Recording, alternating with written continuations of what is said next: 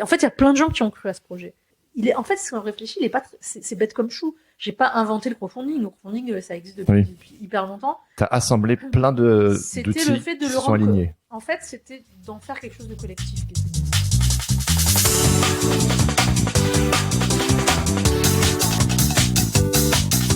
Et salut et bienvenue sur Sens Créatif, le podcast qui explore les motivations et les stratégies des artistes de l'image. Je m'appelle Jérémy Kleiss et je suis passionné par la créativité que je considère comme une quête initiatique remplie de découvertes favorisant une meilleure connexion à soi et aux autres. Qu'il s'agisse d'illustration ou de podcast, mon but est d'élargir le champ des possibles en créant des ponts et en favorisant des rencontres. Pour en savoir plus, vous pouvez me suivre sur Instagram @Jérémy Kleiss ainsi que sur senscreatif-podcast. Et après un petit break cet été, je suis hyper content de vous retrouver. Mais avant de discutailler à tout va, il est temps pour moi de vous parler d'Adobe Max, la conférence officielle d'Adobe qui va vous hyper bien comme il faut. Et comme l'an dernier, celle-ci est entièrement gratuite et aura lieu du 26 au 28 octobre en ligne.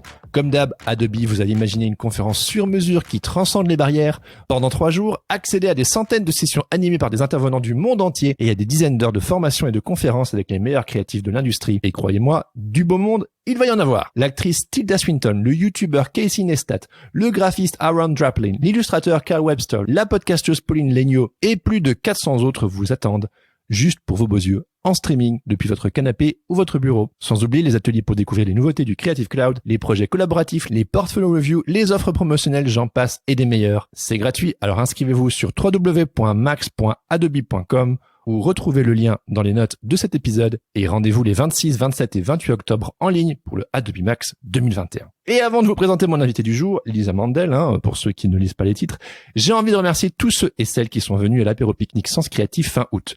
Vous étiez presque 70 à vous être déplacés afin de discuter créativité, illustration, graphisme, freelancing, podcast, j'en passe et des meilleurs. Le tout autour d'une bonne petite binouze et des chips.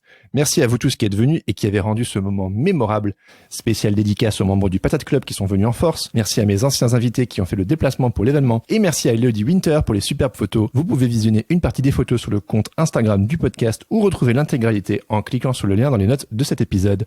On remet ça l'année prochaine. Mais oui, on remet ça l'année prochaine. Et tous les mois, même si vous le voulez. Mais pour ça, je vous invite à rejoindre le Patate Club sur Patreon. On vous en reparle en fin d'épisode. Stay tuned. Et vous savez quoi? Cette année, je suis parti en vacances à Marseille. Et bon sang de bonsoir, mais qu'est-ce que j'ai aimé cette ville. L'énergie du truc est sidérante. Sans oublier qu'il y fait tout le temps beau. Donc, on ne va pas bouder son plaisir. Et une fois sur place, j'en ai profité pour aller à la rencontre de l'incontournable éditrice et autrice de BD, Lisa Mandel. Découverte l'an dernier avec son incroyable pavé, une année exemplaire, Lisa a immédiatement attiré mon attention. Bah oui, vous imaginez, pendant 365 jours, de juin 2019 à juin 2020, Lisa s'est donné comme défi de publier une page quotidienne sur les réseaux sociaux afin de tordre le cou à ses addictions. L'idée, c'était vraiment de deal with her own shit, mais en public. Mais après des attaques de panique, une révolution libanaise, un séjour au Niger et l'apparition du Covid, son année a pris un tour complètement imprévu. C'est pas moi qui le dis, c'est écrit sur la 4e de couve. Alors, rien que ça, c'était suffisant pour attiser ma curiosité. Mais non contente de s'arrêter là, dans la foulée, je découvre également que Lisa a créé les éditions Exemplaires, une maison d'édition alternative qui remet l'artiste au centre de sa production en lui proposant plus d'autonomie et un meilleur pourcentage sur les revenus générés par ses livres. Et ce notamment grâce à un modèle économique essentiellement basé sur le financement participatif. Bref, c'est de l'auto-édition puissance 10 000, en mode Power to the people. Et si tout cela ne suffisait pas, je découvre que la prochaine BD de Lisa s'intitulera « Se rétablir ». Un recueil de témoignages de personnes concernées par la maladie psychique qui ont réussi à se rétablir grâce à des structures alternatives et innovantes. Vous pouvez d'ailleurs commencer à lire cette BD sur la page Instagram de Lisa. Alors, entre la BD, le défi quotidien, les addictions, le financement participatif, la maison d'édition alternative, les réseaux sociaux et la santé mentale, j'ai grave eu envie de me bouger le cul, histoire d'en savoir plus. Alors, sans plus attendre, je vous laisse découvrir ma discussion avec Lisa Mandel. Bonne écoute. Ouais, pas de problème. Bah du coup, c'est parti. Ça oui. va? Ouais. Est-ce que tu pourrais du coup, pour les auditeurs qui ne te connaissent pas, te présenter brièvement et puis me dire ce qui te motive à sortir du lit le matin? Donc, je suis Lisa Mandel, je suis autrice de bande dessinée et fraîchement éditrice. Yes. J'étais aussi directrice de collection pendant plusieurs années avec la sociologue Yasmine Bouaga aux éditions Casterman, puisqu'on avait monté une collection de bande dessinée sociologique. Qu'est-ce qui me fait lever le matin? Pas grand-chose. C'est-à-dire que je traîne un peu moi le matin au réveil, j'en profite. Ce qui me fait lever le matin, c'est vraiment mon travail, quoi. Ouais. C'est-à-dire toutes les choses que j'ai à faire, que j'ai envie de faire. C'est aussi l'atelier dans lequel je suis et dont j'apprécie énormément la compagnie des gens qui en font partie. C'est ça, c'est mes projets, quoi. Vraiment, je pense que c'est ce qui me fait lever le matin, c'est mes projets. Parce que ça fait une vingtaine d'années que tu bosses, hein. Ouais, le temps passe vite. J'adore le dire parce que je me dis, 20 ans de carrière. C'est 20 ans, on va dire, c'est 18 ans édité. Enfin, ça fait 18 ans que j'ai édité mon premier livre. Ouais. Mais en fait, j'ai plus de 20 ans de carrière parce que j'ai à peu près 20 ans, quoi, parce que ça faisait 2 ans que je travaillais déjà pour la presse et que je faisais déjà des strips dans des magazines. Ah, d'accord. Mais mon premier livre édité, c'est 2003, c'est Nini Patalo. Ouais. Donc, on va dire que officiellement, ma carrière démarre, il y a 18 ans. Ouais, d'autrice de BD. D'autrice de BD, mais je faisais déjà de la BD avant, mais plus, que j'avais pas sorti de livre, mais ouais, j'aime bien dire 20 ans de carrière, parce qu'en plus, ça assoit le personnage. Ah ouais, ça. Écoutez, j'ai 20 ans de carrière! Ouais. Non, mais voilà. Tu peux pas tester, là, c'est bon, j'ai 20 ans. Ouais, puis même, ça fait, moi, je suis contente d'avoir fait cette carrière, d'avoir mené, pendant 20 ans, et du coup, ouais, ça fait un moment que je suis dans le milieu de la BD, ouais. Qu'est-ce qui t'a donné envie de basculer de justement ce travail pour la presse vers la bande dessinée? Alors la presse, c'est que j'étais encore étudiante, je faisais de la presse parce que je pouvais pas faire autre chose. Oui. C'était le début, je commençais à peine. On m'a donné ma chance, notamment les Milan Presse m'a donné ma chance. Je faisais beaucoup de dessins de presse pour enfants en fait dans les Clés de l'actualité junior, qui est un journal d'information pour les enfants dont je ne sais pas s'il existe encore. Je pense pas. Mais je lis, toutes des magazines qui existaient à l'époque chez Milan Presse. Moi, j'ai commencé comme ça. Après, je suis rentrée à Tcho parce que j'étais dans la même classe que Boulet, qui travaillait déjà à Tcho et qui m'a dit mais propose des choses parce qu'il avait bien vu que je faisais des trucs humoristiques et que ça pouvait coller. Et donc ça, c'était quand j'étais encore étudiante.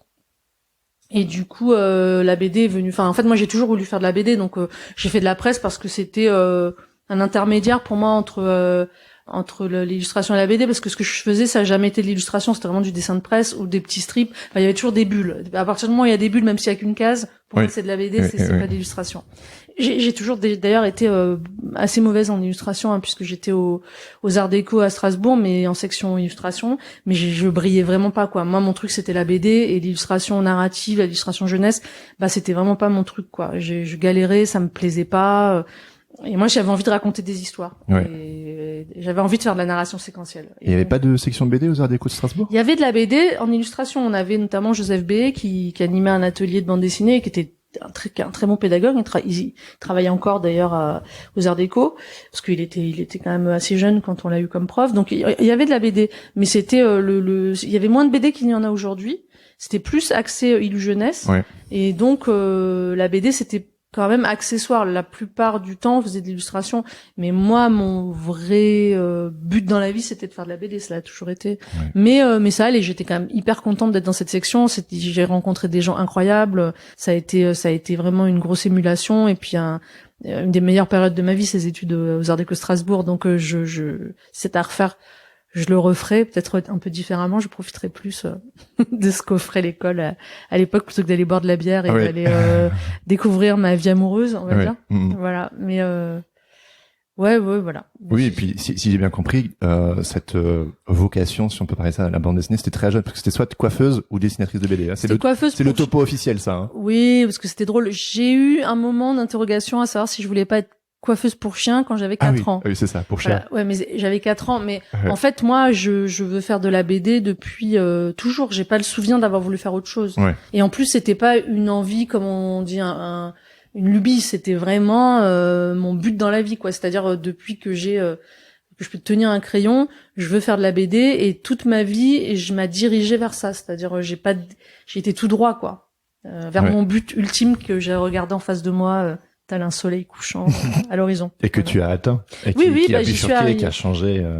Ouais, j'y suis arrivée, mais finalement, j'ai eu quand même quelques crises existentielles dans ma vie où je me suis dit, mais est-ce que c'était vraiment ça que je voulais faire? Est-ce que je me suis pas juste dit que c'était ça, puis du coup, je me suis laissé aucune autre option? Mais il s'avère que j'ai pas tellement d'autres finalement talents assez notable pour changer de carrière. Enfin, et en plus, c'est juste que effectivement, je pense qu'on peut parler de vocation dans la mesure où c'est même pas une question du fait que ça me plaise ou pas. C'est-à-dire c'est plus fort que toi. Je peux pas faire autre chose. C'est plus fort que toi. Mais ça me plaît pas forcément. Il y a des fois où j'ai pas envie d'aller bosser. Il y a des fois où j'ai pas envie de dessiner. Mais c'est ça, je suis habitée par ce métier, c'est vrai, et c'est même plus une question de plaisir, c'est une question de nécessité, quoi. Et puis avec le temps, effectivement, j'ai développé des compétences dans ce domaine que j'ai pas développé dans d'autres domaines, parce que au départ, j'aimais aussi beaucoup le théâtre, j'aimais aussi beaucoup l'écriture, tout simplement, mais j'ai tout mis dans la bande dessinée, et du coup, j'ai pas progressé dans les autres domaines parce que je les ai pas exploités. Donc aujourd'hui, là où je suis vraiment pro, c'est la bande dessinée et ce qu'il y a autour, quoi. Et tu t'es spécialisé là-dedans. Voilà, mais c'est aussi parce que c'était ça faisait vraiment partie intégrante de ma personnalité aussi. Ouais, bien sûr. On pourra discuter de tout ça. Moi, j'ai une question très simple que j'aimerais te poser. Pourquoi être exemplaire? Alors en fait, le nom, il vient de cette bande dessinée que j'ai faite pendant 1 an, qui s'appelle Une année exemplaire, où pendant 1 an, j'ai essayé de me débarrasser de toutes mes mauvaises habitudes et de toutes mes addictions en même temps. Et en fait, il s'est trouvé que pendant et je devais poster une BD par jour, une page par jour sur les réseaux sociaux.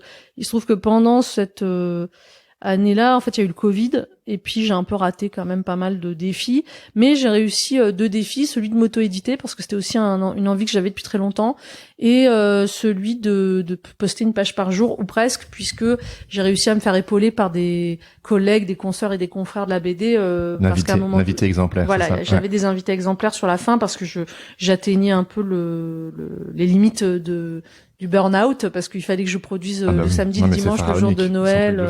Ouais, j'avais jamais, et puis moi j'avais jamais de page d'avance, donc c'était vraiment tous les jours il fallait que j'y réfléchisse. Et donc il y a eu un moment où j'ai un peu pété les plombs, et puis heureusement. Et puis t'es hyper honnête dans la BD, tu le montres, tu caches rien. Tout est dit. J'aime bien tes pages aussi un peu entre guillemets flemmardes, où c'est genre bon, c'est la même chose, mais j'ai changé les bulles, ou comment tu essaies tout le temps de changer un petit peu la formule pour bon voilà, je vous avais promis une page par jour, je le fais quand même. Mais franchement, en ce moment, c'est galère et tout. Je me suis dit, quitte à raconter sa vie, autant être honnête. Et puis, de toute façon, c'est ça qui est marrant avec une page par jour, c'est qu'on n'a pas le temps de s'apitoyer sur la médiocrité de sa page, qu'il faut déjà penser à la suivante. Oui. Et du coup, on avance. Et moi, j'aimais bien ce truc-là, j'avais l'impression d'être sur un tapis roulant, que de toute façon, fallait avancer. Je pouvais essayer d'aller à l'envers, c'était pas possible. Et du coup, autant, et on n'a pas le temps, c'est ça qui est marrant, on n'a vraiment pas le temps de se retourner et de dire, oh là là, la honte, ou si on fait une page qui marche moins bien, parce que donc elle était tout le temps, dans les réseaux sociaux. Donc je voyais bien quand une page avait du succès, quand une page n'en avait pas tellement, je voyais bien quand je me plantais. Et puis mais on n'a pas le temps. Il faut continuer, c'est un peu la vie en fait. Ouais. Faire une page par jour, c'est un peu la vie, c'est-à-dire que voilà, la vie passe et puis on peut avoir des regrets, de toute façon c'est passé. Faut être déjà dans le projet suivant. Et je suis hyper contente de ce livre qui est tout à fait loin d'être parfait, mais et qui est pas aussi exemplaire que j'aurais voulu, mais néanmoins je suis contente de ce livre parce que je l'ai fait vraiment de A à Z, et surtout j'ai réussi à m'auto-éditer, ce qui était quelque chose qui était pas évident, et en plus j'aurais pu très bien le faire chez un gros éditeur comme je fais d'habitude. C'était pas un livre que j'ai auto-édité par défaut, loin de là. J'avais vraiment envie depuis le début de l'auto-éditer. C'était aussi un de mes objectifs. D'où l'idée du crowdfunding en amont. Donc j'ai fait un crowdfunding, un financement participatif chez Ulule pour financer le livre. Donc j'ai eu une certaine somme d'argent, j'ai eu 15 000 €, ce qui m'a permis en fait de financer le livre, sachant qu'au bout de 6 mois, j'avais plus d'argent, et donc j'ai dû faire une prévente.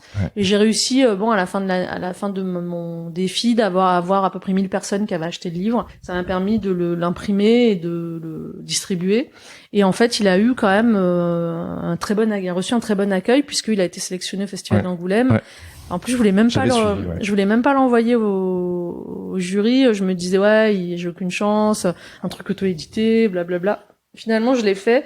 Donc j'ai été... C'est les potes qui t'ont dit, vas-y, fais-le. Ouais, j'ai des amis qui m'ont dit, mais vas-y, fais-le, lance-toi. Puis moi, je me dis, mais non, mais de toute façon, ça sera jamais sélectionné, ça sert à rien. Parce que c'est quand même un certain investissement de participer à Angoulême, parce qu'il faut envoyer beaucoup de livres. Enfin, c'était beaucoup d'investissement personnel, et puis je regrette pas de l'avoir fait. Après,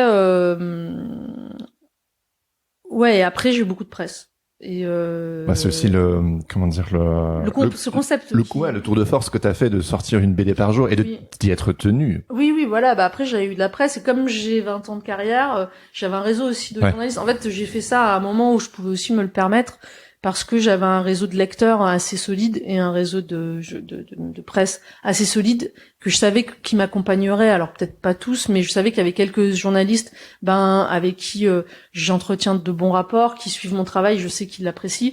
Donc voilà, je suis pas partie comme ça. Et puis j'ai monté une équipe en amont pour m'aider à auto-éditer. Donc je l'ai pas auto-édité seul ce livre, hein, Oui. parce que c'est effectivement beaucoup trop de travail. Et ça m'a du coup donné envie de créer une structure avec un peu un concept similaire. Oui, les éditions exemplaires. Voilà, les éditions exemplaires. Ouais. Mais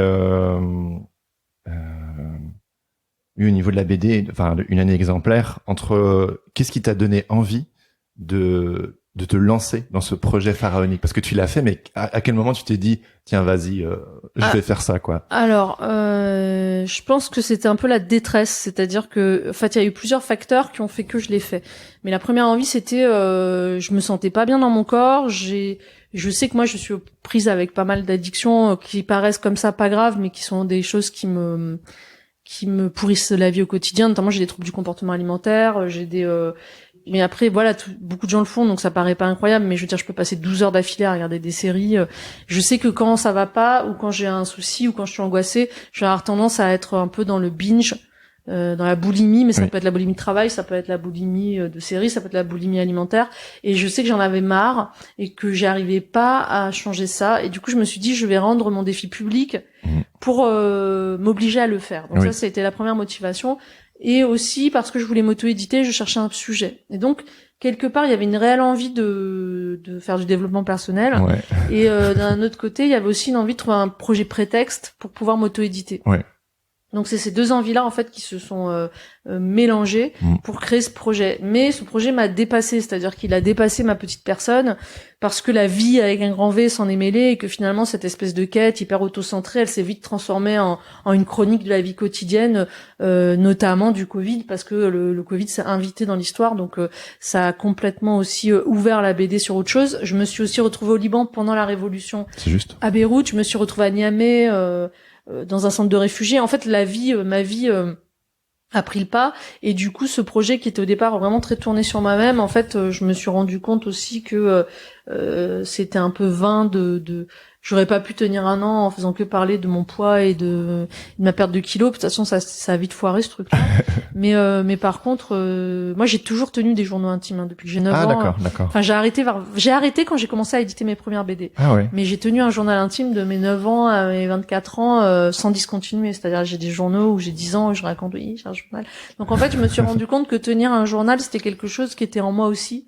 Et donc bon là, quand il y a eu dans les années 2000 l'avènement des blogs BD, évidemment j'ai tenu un blog BD, mais plus parce que je partais en voyage en Argentine et que je voulais une trace et que j'avais tendance à pas dessiner en voyage et du coup à avoir aucun souvenir et surtout à pas tenir mes parents informés, ma famille informée de ce que je faisais. Donc je me suis dit je vais tenir un blog comme ça ils peuvent tenir au courant. Donc c'est un blog qui a duré pas tellement longtemps, qui a duré 2-3 ans.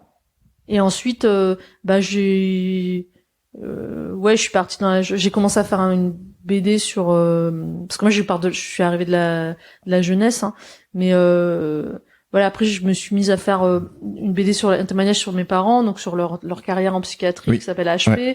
Et là en fait c'était plus rien d'autre que de la socio qui disait pas son nom, mais moi j'avais pas fait d'études de socio ni j'avais pas fait j'avais fait un bac art appliqué, donc un bac technique.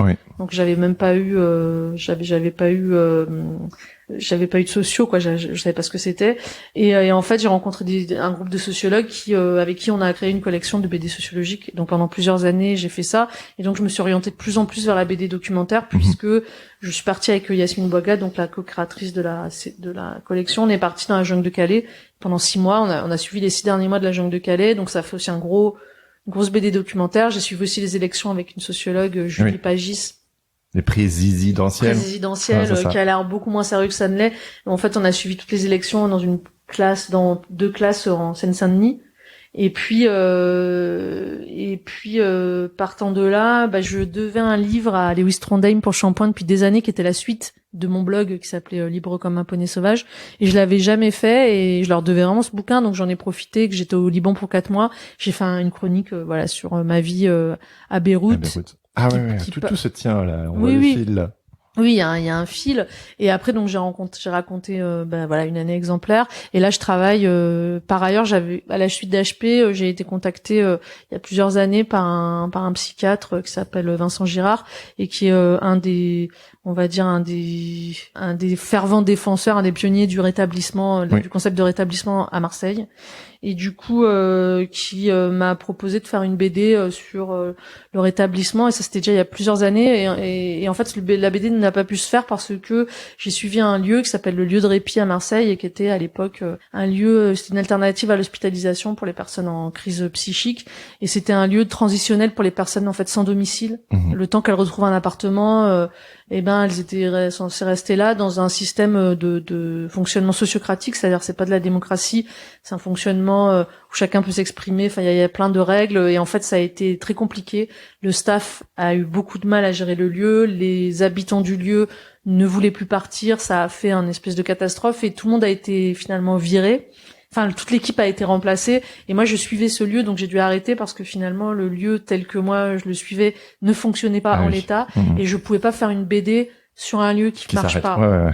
Surtout que le lieu ne s'est pas arrêté, il a juste changé de fonctionnement et je pense qu'aujourd'hui ça marche beaucoup mieux. Ils ont un peu modifié les choses, mais moi je pouvais pas tirer une balle dans le pied du rétablissement en montrant l'exemple d'un lieu qui est créé et qui en l'état n'a pas réussi à tenir ses promesses parce que en fait à Marseille il y a plein d'autres lieux qui fonctionnent et le rétablissement moi j'y crois et j'ai vu des gens de mes yeux, j'ai interviewé des gens qui ont réussi à se rétablir ou qui sont en train de se rétablir tout en étant concernés par la maladie et qui apprennent à vivre avec et donc j'étais obligée de réfléchir, donc j'ai perdu beaucoup de temps et il y a aussi des gens que j'ai interviewés qui sont retirés du projet parce qu'ils étaient en désaccord avec le lieu. Enfin, ça a fait toute une réaction en chaîne.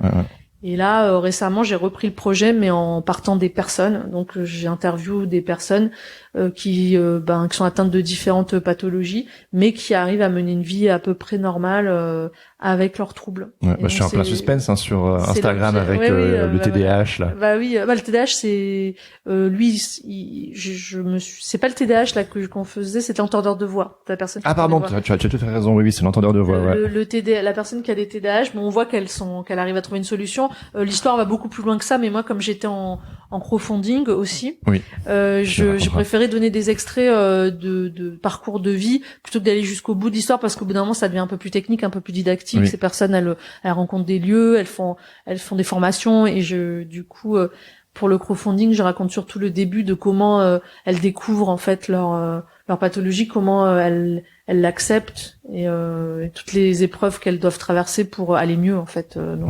C'est un peu l'idée, c'est raconter l'itinéraire de gens qui s'en sortent parce qu'on a beaucoup d'itinéraires de gens qui s'en sortent pas. On entend beaucoup de témoignages sur l'hôpital psychiatrique et moi j'avais envie de parler des gens qui s'en sortent. Alors je vais peut-être me tromper, mais en réalité 70% des gens qui sont atteints de troubles psy arrivent à avoir une vie normale et c'est pas l'impression qu'on a de l'extérieur. On a l'impression que personne s'en sort. Se rétablir, ce n'est pas guérir, c'est vivre avec. Voilà, c'est ça. Se rétablir, c'est pas guérir, c'est vivre avec. Et en fait, il y a plein de gens qui vivent avec des troubles psy et qui arrivent à mener des vies tout à fait décentes, même si c'est pas toujours évident. Mais bon, la vie, c'est pas toujours facile de toute façon, même quand on n'a pas ce genre de troubles.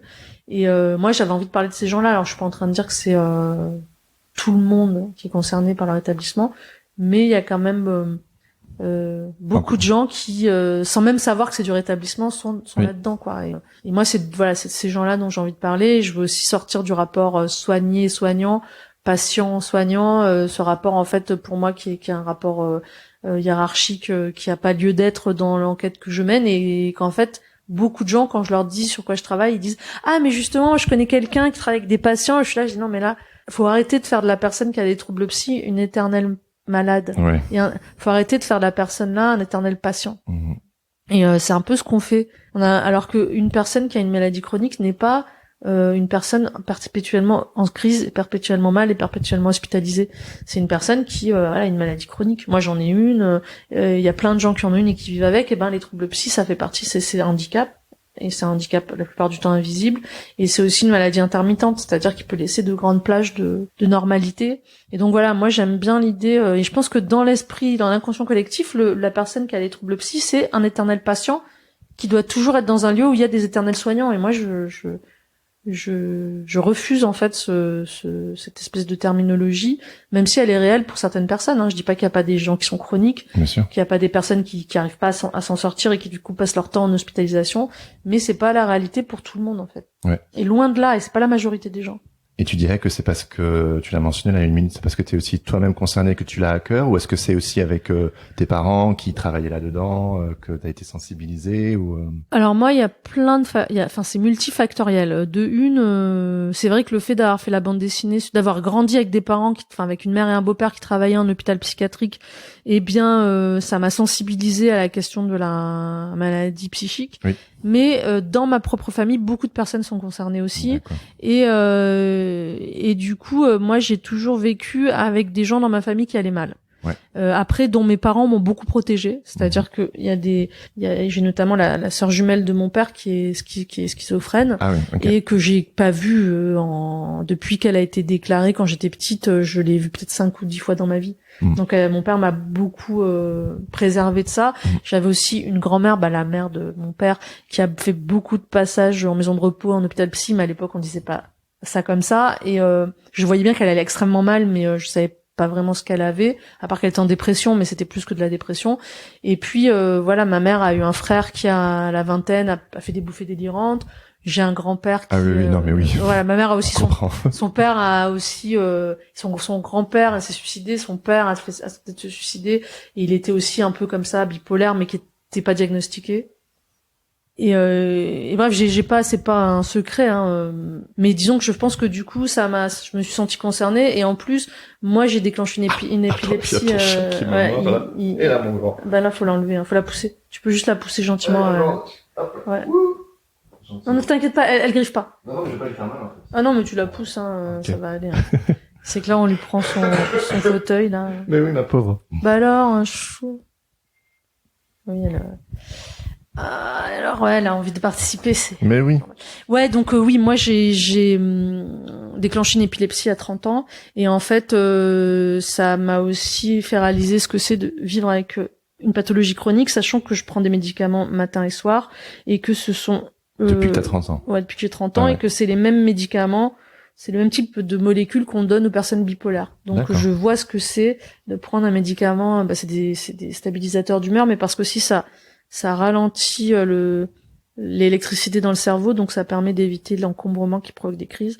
Mais du coup, ça a des effets secondaires, et donc voilà, je sais exactement ce que c'est d'avoir des médocs à vie et d'avoir des effets secondaires et d'être obligé de les prendre, parce que j'ai essayé d'arrêter, et en fait mes crises reprenaient. Les crises d'épilepsie que tu partages dans une année. Oui, j'en parle dans une année. Les crises d'angoisse aussi. Oui, mais alors bon, ça c'était encore une autre chose, parce que c'était lié en fait à un arrêt trop brutal de CBD que je prenais en complément de mes médicaments, et que je prenais même un peu à la place de mes médicaments, et qui semblait une super bonne idée, sauf qu'en fait ça a fini par faire moins effet, donc j'ai arrêté d'un coup, et en fait je me suis rendu compte rétrospectivement que c'était ça qui m'avait créé des crises de panique. En fait c'était l'arrêt brutal du CBD, donc, et du cannabiol, qui est du cannabis sans la THC, donc on n'a pas le sentiment d'euphorie que moi je déteste personnellement, donc je ne voulais surtout pas avoir. Mais par contre ça crée une addiction qui dit pas son nom. Moi, j'ai pas eu de manque en arrêtant. Simplement, je me suis mise à me sentir extrêmement mal.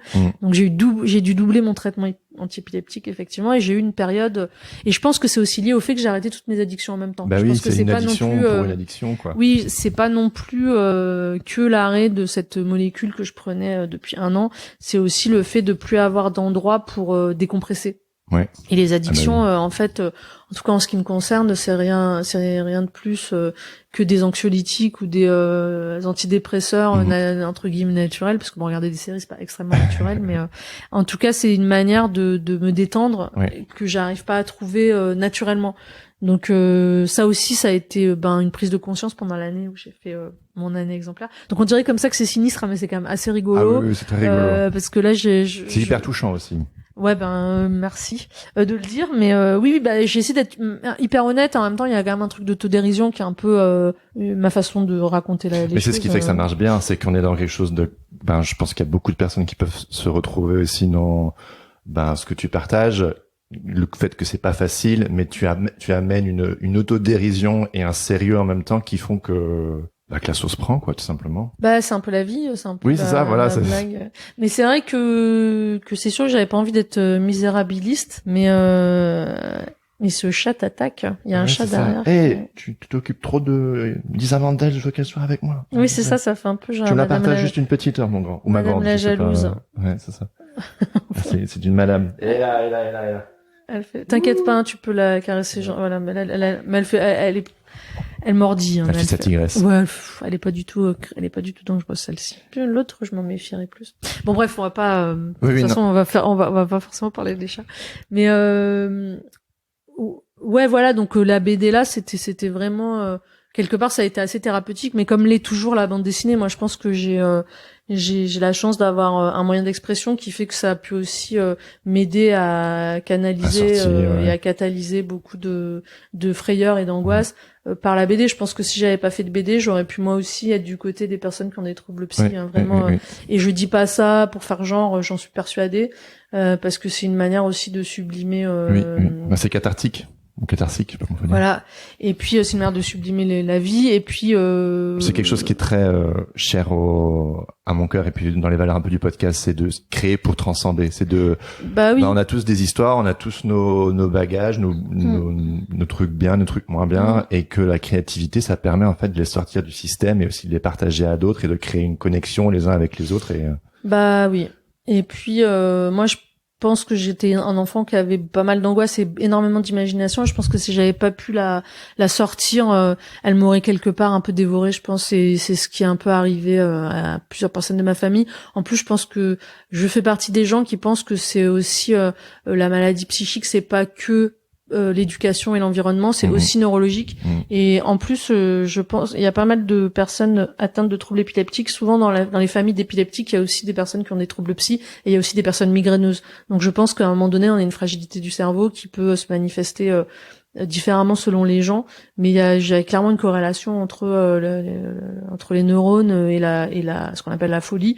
Et moi, je suis persuadée qu'il y a des deux, quoi. Il y a pas que évidemment une éducation peut rendre fou, mais néanmoins, dans la même fratrie, tout le monde ne va pas devenir fou. Donc je pense que moi, je fais partie des gens qui ont eu moi j'ai été épileptique, quoi, et puis migraineuse, et j'aurais pu être étiquetée schizophrène, j'aurais pu être bipolaire. Enfin, je pense que je me sens très proche quand je discute avec des gens qui sont atteints de bipolarité par exemple, je me sens extrêmement proche d'eux. Pourtant on n'a pas la même chose, mais moi aussi je sais ce que c'est de devoir pas manquer de sommeil, attention à l'hygiène de vie, je sais ce que c'est qu'avoir une crise et mettre un mois à s'en remettre, parce que moi je sais que une personne bipolaire, quand elle est up, c'est-à-dire quand elle est en phase maniaque et qu'elle redescend, elle fait des énormes dépressions.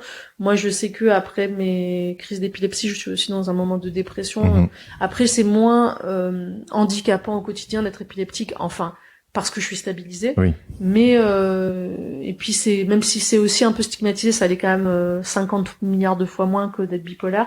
Après, moi, je sais pas comment dire.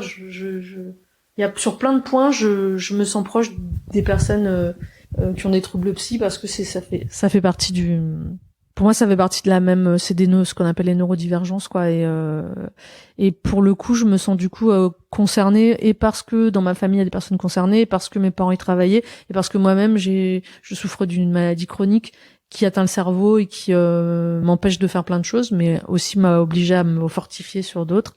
Et donc voilà, je me sentais à même. Et je sentais que j'avais assez de bienveillance en moi pour mener ce projet aussi, parce que s'il y a bien une chose que j'avais pas envie de faire, c'était du sensationnalisme. Oui. Et même si les histoires sont sensationnelles, enfin les parcours sont incroyables, parce que la folie, ça a quand même quelque chose qui est toujours un peu raccordé à la magie. C'est-à-dire qu'on a beau savoir que c'est pas de la magie, il y a quelque chose de tellement surréaliste dans la folie. Et d'ailleurs, dans plein de pays, c'est considéré comme sacré, hein, c'est considéré comme de la magie. Que en fait il y a un côté fascinant en fait là-dedans, mais moi je voulais surtout démystifier un peu le truc. Ouais, ou en tout cas se rappeler que derrière une maladie il y a des personnes, et que les personnes ne sont pas leur maladie. Et ça, les personnes qui ont des troubles psy, c'est plusieurs fois me l'ont dit. C'est-à-dire, on a l'impression, c'est comme les gens qui ont le cancer, qui disent, j'ai l'impression qu'on voit que mon cancer, que j'existe plus, je suis juste et c'est aussi faire la différence entre les personnes et leur maladie, parce qu'il y a aussi tout un discours psy qui, pendant des années et des années et des années, a dit que les personnes, par exemple, schizophrènes n'avaient pas de personnalité. Enfin, qu'elles avaient une personnalité de schizophrène, puis c'était ça leur personnalité, et qu'elles étaient finalement creuses et qu'elles s'adaptaient à leur environnement, mais qu'elles avaient pas vraiment dit de moi.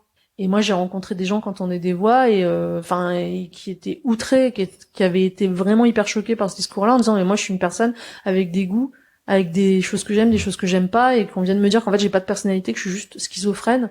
C'était hyper violent. De ouf. Alors qu'en fait, en plus, moi, la personne dont je parle, elle a commencé à entendre des voix à la fin de la vingtaine, elle aussi. Donc, en fait, ce que je veux dire, c'est qu'on peut vraiment poser la question de est-ce que c'est le fait d'entendre des voix qui rend fou, ou est-ce que c'est le fait d'être fou qui fait qu'on entend des voix? Et non, mais c'est une vraie question, oui. parce que du coup, toutes les théories qui voudraient que la personne qui entend des voix, donc schizophrène, en fait, elle a une personnalité schizophrène, tout ça partirait complètement à l'eau, quoi. Tout ça tomberait à l'eau parce que on se dirait mais oui effectivement moi si demain ou si toi demain t'entends des voix ça va te rendre fou. Ah c'est sûr. Donc ça a poulé l'œuf quoi et je trouve que c'est intéressant parce qu'en plus la biologie et les neurosciences réalisent de plus en plus qu'il y a des problèmes d'entente de voix qui peuvent être neurologiques, c'est-à-dire quand les neurones se raccordent mal entre eux, quand par exemple la personne au lieu de c'est censé être sa pensée, elle l'entend comme si c'était de l'audition, c'est aussi ça peut être aussi un problème neurologique. Donc moi j'entends pas des voix, mais je sais que par le passé j'ai pu avoir une tendance un peu obsessionnelle avec des pensées intrusives et tu te dis mais pourquoi est-ce que je pense ça, c'est genre j'en veux pas et tu le combats et en fait au plus tu le combats au plus ça s'accentue. Et j'ai eu des moments comme ça où j'étais vraiment en boucle, ça va beaucoup mieux maintenant, mais c'est pour ça que le sujet de la santé mentale m'interpelle parce que je sais ce que c'est que, enfin voilà, je peux avoir une tendance obsessionnelle et ça rend malheureux. Alors moi c'est pas au niveau de ce que, voilà. Mais ce qui est marrant c'est que moi-même, je pensais pas l'être, mais je peux être aussi très obsessionnelle, mais du coup c'est vachement dans le travail. C'est-à-dire que c'est comme ça que je pense qu'il y a des choses des projets que j'ai montés parce que je peux être obsessionnelle. C'est-à-dire je me couche le soir, j'y pense, je me réveille dans la nuit, j'y pense, je me réveille le matin, j'y pense, et c'est une espèce de boucle où quand j'ai monté les éditions exemplaires, ça s'est vraiment passé comme ça. C'est-à-dire que c'est devenu une obsession. Ouais, vas-y, raconte-nous. Donc ça faisait longtemps que je voulais monter une maison d'édition, ça faisait longtemps que je me disais on devrait tous se regrouper, les gens qui sont sur les réseaux sociaux, et alors je savais pas trop comment parce que je me disais mais avec tous les followers qu'on génère, c'est trop bizarre qu'on n'en récolte jamais les fruits parce que finalement après on fait éditer nos livres qui sont vendus en librairie, souvent ils sont pas forcément vendus aussi bien que le nombre de followers qu'on a sur les réseaux sociaux. Donc pourquoi on touche que 8 à 10% de droits d'auteur alors que toute la chaîne du livre elle touche plus? Pourquoi est-ce qu'on nous dit que c'est impossible de changer ça? Pourquoi on devient de plus en plus pauvre? Enfin, pourquoi Oui. Et pourquoi ne pas penser à un autre système? Et ça fait plusieurs années que le crowdfunding a quand même le vent en poupe puisque plusieurs personnalités de la BD comme Laurel, Maliki et d'autres ont lancé des campagnes Ulule qui ont extrêmement bien marché et se sont fait quand même beaucoup plus d'argent que ce qu'ils auraient gagné chez un éditeur classique. Ça pose question, ça. Ça pose question. Après, il y a un énorme travail en amont de distribution, d'empaquetage, de suivi. Ouais, voilà. Alors tout le monde là, tu fais le signe de te tirer une balle. Moi, c'est ce qu'on m'a fait. Moi, quand j'ai dit que je voulais m'auto-éditer, j'aime bien redire toujours cette anecdote, mais j'ai reçu quand même des smileys tristes. Ah, tu t'auto-édites, smiley triste. Ok. Donc oui, c'est du boulot, mais après moi, ça me plaisait de faire autre chose que de la BD. Oui, bah oui. Et en plus, rapidement, j'ai vu que par exemple la distribution, c'est extrêmement relou au quotidien. Donc en fait, moi, j'ai ma sœur à l'époque qui était en chômage technique parce qu'elle tenait un club de rugby et que avec le Covid, elle pouvait plus y travailler. Donc elle s'est mise à m'aider à distribuer. En fait, au final, elle a monté sa boîte de distribution et elle distribue les livres de la maison d'édition que j'ai montée. Donc bref, en me faisant accompagner par ma sœur, j'ai une amie graphiste qui a fait la maquette. Il y a Damien Filiatre de Misma, El Stock Affiche, qui a fait mon suivi de fab, il me l'a proposé, il l'a fait hyper bien parce que bon, c'est un très bon éditeur. Il y a eu, en fait, tout le monde m'a donné des conseils, j'ai été épaulée par plein de gens, ce qui fait qu'en fait, à la fin de cette expérience, je me suis dit, ouais, en fait, j'ai fait mon livre, mais je l'ai pas fait seule. Oui, pour une année exemplaire. Oui, et j'ai eu une amie à moi qui travaille au-dessus de notre atelier, qui est dans un autre atelier, qui est correctrice orthographique professionnelle. Elle a fait la correction orthographique. Donc au final, j'ai été hyper bien entourée. Ah j'ai fait un livre de qualité professionnelle. Enfin, je pense pas que le livre aurait été mieux fait pas chez un éditeur parce que en tout cas au niveau technique, il a été parfaitement accompagné par tout le monde.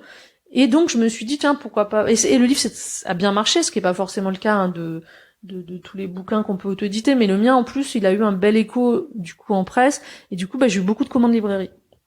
Et j'ai fini par l'écouler, là je dois être à 6500 exemplaires, ce qui pour un livre normal c'est déjà pas mal dans le contexte actuel, mais et pour un livre auto-édité c'est carrément un bon chiffre. Hey, j'interromps quelques secondes cet épisode car si vous êtes encore là, ça veut probablement dire que cet épisode vous plaît. Et si c'est le cas, pourquoi ne pas venir en discuter sur le Discord Sens Créatif qui est gratuit et ouvert à tous. Vous pouvez aussi soutenir financièrement le podcast en vous abonnant sur Patreon. Ça m'aiderait énormément. Et ainsi, vous deviendrez membre du Patate Club, histoire d'accéder à des tonnes de bonus. Pour en savoir plus, cliquez sur le lien présent dans la description de l'épisode ou attendez la fin. Un ou une membre du Patate Club vous expliquera tout. Allez, retour à l'épisode. Et c'est parce que tu t'es mis en marche aussi. Moi, j'aime bien voir ça un petit peu comme c'est dans le Seigneur des Anneaux où tu pars en quête. Ouais. Et puis au fur et à mesure, parce que comme t'as dit sur les réseaux sociaux, vas-y, je lance un crowdfunding. Ouais. Et puis au fur et à mesure, donc t'as eu des petits gens qui disaient, c'est triste. Mais en fait, au fur et à mesure, t'as des alliés qui se sont rajoutés et qui ont fait la communauté des Amandelles, quoi. Enfin, la communauté de l'anneau. Voilà, déjà, j'ai eu mes petits lecteurs, c'est-à-dire que moi, je suis pas quelqu'un qui a une énorme communauté de lecteurs. Non, vraiment, j'en ai, mais on va dire d'acheteurs. J'ai pas quelqu'un qui a une. Enfin, je veux dire, je vends pas 50 000 BD. Moi, je vends correctement, mais je suis dans les personnes qui vendent plutôt dans les 5-6 000, dans les 3 000, 5 000. J'ai peut-être une ou deux BD qui sont passées au-dessus, mais c'est quand même assez rare. Mais par contre, elle est solide. C'est-à-dire que j'ai une communauté de lecteurs qui me suit et qui me soutient et qui est d'ailleurs, je pense que c'est la meilleure qui existe. Hein. Je veux pas dire. C'est sûr. Mes lecteurs sont quand même les plus cool. Mes lectrices sont quand même les plus cool qui soient. Mais donc voilà, j'ai une vraie communauté de lecteurs et donc mais il suffit de 500, 700 personnes pour faire un livre. En fait, il y a pas besoin d'avoir 10 000. Enfin, tu veux dire qu'ils vont l'acheter? Ou non, pour monter, en gros, pour pouvoir financer mon livre et gagner de l'argent dessus, on va dire 800 personnes, ça suffit. 700, même 500, ça suffit, mais à 700, 800, on est carrément à 10 000 euros de côté, quoi, pour soi, direct. Oui. Donc on gagne déjà au moins quasiment autant que chez un éditeur, voire beaucoup plus, selon chez qui on est. Mais bref, donc moi, je suis arrivée après ça en me disant, mais en fait, il faudrait créer une plateforme. Il faudrait créer une maison d'édition qui soit aussi une plateforme de financement participatif. C'est génial. Pour en fait faire ce système, mais en faire un système collectif où on s'entraiderait au niveau de la diff et de la communication, au niveau de la pub, quoi, en gros. Et donc en fait, où des gens qui ont des gros profils Instagram, des grosses communautés pourront soutenir les autres auteurs qui se lancent. Après, on n'oblige pas les gens à nous suivre toute une carrière, mais au moins le temps qu'on est, par exemple, là on est donc. Je me suis dit, et puis j'avais fait mes calculs et j'ai bien vu que si on faisait ça, l'auteur il gagnerait 4 à 5 fois plus que ce qu'il gagnait chez un éditeur normal, sachant qu'il gagnait un peu moins que dans un crowdfunding normal puisque on prend en charge, la maison d'édition prend en charge beaucoup de choses. Mais l'idée c'était, on va dire à l'auteur de constituer sa propre équipe de travail ou on va l'aider à la constituer. Au départ, il devait stocker, mais finalement, on stocke pour lui, à part s'il veut vraiment le faire lui-même, mais a priori, on stocke pour lui, on distribue pour lui par le biais de ma petite sœur qui a créé sa boîte. On lui trouve un suivi de fab, un graphiste, un accompagnateur éditorial s'il en a besoin, parce qu'il y a certains auteurs qui ont bossé avec un éditeur. Faut pas. Moi, je pense que le boulot d'éditeur il est ultra important. Il n'est pas toujours indispensable. On s'accorde, les éditeurs sont bien d'accord avec moi. Il y a des auteurs qui n'ont pas besoin d'un suivi éditorial parce que ils ont déjà une grosse carrière, que leur projet est solide et que ils ont pas besoin d'un suivi éditorial. Je veux dire, quand quelqu'un comme Soulcier fait une anthologie de ses dessins de presse chez Exemplaire, il a pas besoin d'un éditeur. Il a besoin de quelqu'un qui l'aide à faire sa maquette. Encore, il est graphiste, donc il l'a fait lui-même, mais je veux dire, il a besoin de quelqu'un qui va faire le suivi de fab parce qu'il a pas le temps de le faire. Mais néanmoins, il a pas besoin d'un suivi éditorial, donc il l'a fait lui-même. Il a pas besoin d'un maquettiste parce qu'il l'a fait lui-même. Donc en fait, en gros, on va prendre le savoir-faire de chaque auteur et on va voir de quoi il a besoin. Et en fonction de ses besoins, on va lui créer une équipe sur mesure. Donc on a eu pas mal d'auteurs qui choisissent, ils disent moi j'ai un ami qui est graphiste, j'ai envie de le faire avec lui ou avec elle. Quelqu'un va dire moi j'ai besoin d'un accompagnement éditorial, je connais telle personne qui par ailleurs est freelance mais travaille aussi chez tel éditeur. Donc on a des éditrices d'autres maisons d'édition qui travaillent avec nous sur des projets précis. Donc l'idée c'est vraiment, et par exemple pour parler de l'artichaut puisqu'on en parlait avant, Anouk Ricard par exemple, son livre va être suivi par Yacine travaille à l'Artichaut et qui connaît Anouk parce qu'il a déjà travaillé avec elle, donc il va la suivre sur son projet chez Exemplaire. Ça va être son éditeur chez Exemplaire et son directeur artistique. Donc il fait le suivi de Fab, et il va faire la maquette. Donc en fait et donc chaque auteur comme ça se fait accompagner par sa petite équipe et si elle a pas d'équipe, et ben voilà, on lui en constitue une parce qu'on a quand même et l'avantage d'avoir un gros réseau. Et puis voilà, par exemple, c'est pour l'instant Damien. Alors Damien aujourd'hui il est adorable et il fait quasiment tous nos suivis de Fab. Le jour où il pourra plus, il faudra qu'on trouve quelqu'un d'autre, mais j'aimerais bien qu'il continue. Donc Damien, qui par ailleurs est l'éditeur de Misma, fait le suivi de fabrication de nos livres. D'accord. Et en fait, donc du coup, c'est tout à fait informel. Et moi, par exemple, pour mon livre, je vais avoir après la correction orthographique est faite que par la même personne parce que ça on voulait pas le laisser au choix de l'auteur. Mais c'est hyper marrant. Et puis au final, donc les auteurs lancent leur crowdfunding chez nous. On prend un plus gros pourcentage parce qu'on doit gérer plus de choses à Exemplaire, mais dans le crowdfunding, quand par exemple vous faites quelque chose chez Ulule ou chez KissKissBankBank, c'est à peu près 8%, ce qui est prélevé. Nous, on prend plus parce qu'on est obligé, on a des frais, on prend 15%, juste la maison d'édition, pas les gens qui vont travailler sur le livre. Mais on ne prend rien sur les goodies, donc c'est les choses en plus que l'auteur va vendre. Par exemple, ces livres dédicacés qui va vendre plus cher, des tote bags et tout, ça on prend rien. Donc en fait, ça s'équilibre. Au final, je pense qu'on est à peu près dans les mêmes prix que Ulule, sauf que derrière, nous on fait le vrai travail d'une maison d'édition. On a un comité de lecture. Et surtout aussi la chose qui est différente par rapport à un éditeur classique, c'est que chaque personne travaillant sur le livre est intéressée à un pourcentage sur le livre vendu. Ah oui. Donc par exemple, un graphiste, il va pas être payé en fixe à l'avance, il va être payé en fonction des ventes. un pourcentage des ventes. Et ça va pareil avec la correction orthographique, ça va pareil avec le suivi de fabrication, et c'est pareil avec la personne qui fait la com. À Exemplaire, elle touche un pourcentage sur tous les livres. Et quel est l'avantage de faire un pourcentage? L'avantage de faire ça, c'est qu'on n'avance pas de trésorerie, puisque c'est que par crowdfunding, donc Exemplaire n'avance rien. Et l'avantage, c'est que, et c'est un pari, mais c'est qu'au final, chacun va mieux gagner, parce que en gros, on a fait un calcul de pourcentage où les prestataires, donc les graphistes, les correcteurs orthographiques, rentrent dans leurs frais à peu près à 2/3 des ventes de la première édition. À peu près, mais ça peut être même avant. Et à partir d'un certain seuil, ils regagnent sans plus rien faire. Donc le pari que nous on a fait, et on va voir, on a demandé à tout le monde aussi d'être patient et d'attendre un an pour voir si ça marche. C'est que tout le monde gagne plus en fait, mais tout le monde prend un risque. Et tout le monde aussi a intérêt à ce que le livre se vende. Bien sûr. Du coup, ça crée aussi une solidarité entre vous. Oui, ça crée aussi une motivation à ce que le livre marche, quoi. Et après, chaque auteur, lui, quand même, est libre. Il a un portefeuille, il est libre s'il a envie de donner beaucoup plus à ses graphistes parce qu'il estime que les graphistes ont fait un travail beaucoup plus important. Il est tout à fait à même de le faire. Moi, j'arrive derrière pour modérer.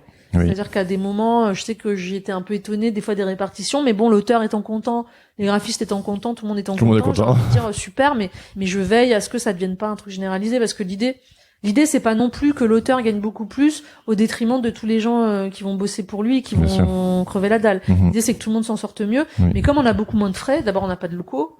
Ensuite, c'est les lecteurs qui investissent, donc il n'y a pas un investissement de la part de nous. C'est malin. Il restait l'angle mort, on va dire, la fragilité de notre structure, c'était que au départ, on pouvait pas tellement, lancer des jeunes auteurs. Et on nous disait, et c'était une vraie réflexion, oui, mais là, votre problème, c'est que comme chaque livre est autonome, à part qu'on fait une promotion solidaire, un livre qui génère beaucoup d'argent, il génère beaucoup d'argent pour son auteur. Il génère des pourcentages pour tout le monde, mais au final, on va pas utiliser l'argent de l'auteur pour réinvestir chez un jeune auteur. Et ça, on a trouvé 2 solutions pour le changer, donc on a pu changer ça. La première solution qu'on a trouvée, c'est de faire du coaching, c'est-à-dire quand on voit, là, par exemple, on suit une jeune autrice, Caroline, qui a un compte Instagram qui s'appelle Caro et les Zinzins, et qui une jeune autrice corse qui raconte un peu sa vie, on va dire sa vie un peu faux-folle de jeune femme dans la vingtaine qui sort pas mal, qui fait pas mal d'abus, et puis qui a une façon de raconter hyper drôle, mais qui est très jeune, et donc qui avait une communauté de lecteurs modeste qui commençait à augmenter. Et on lui a proposé de la coacher. C'est-à-dire qu'il y a une de nos éditrices qui la suit depuis quelques mois et qui on lui a dit voilà, si t'arrives à avoir plus de 10 000 followers sur Instagram, on te lance. Et donc elle l'a dépassé. Et donc on a dit allez banco, on la lance. Donc on tient compte du fait qu'elle est toute jeune. Donc on essaie de faire un livre pas trop cher parce que ses lecteurs, je pense, n'ont pas forcément beaucoup d'argent, ils sont jeunes. Oui, c'est juste. Tout est conçu comme ça. Le livre, l'idée c'est qu'il coûte pas trop cher. Et on a un deuxième système, et là qu'on est en train d'expérimenter avec Marc Dubuisson, qui est donc un pied, qui finit son crowdfunding et qui a un énorme succès. C'est que les auteurs dans leur contrat s'engagent, s'ils dépassent une certaine somme, à bloquer 5 000 € pour parrainer un jeune auteur. Ah.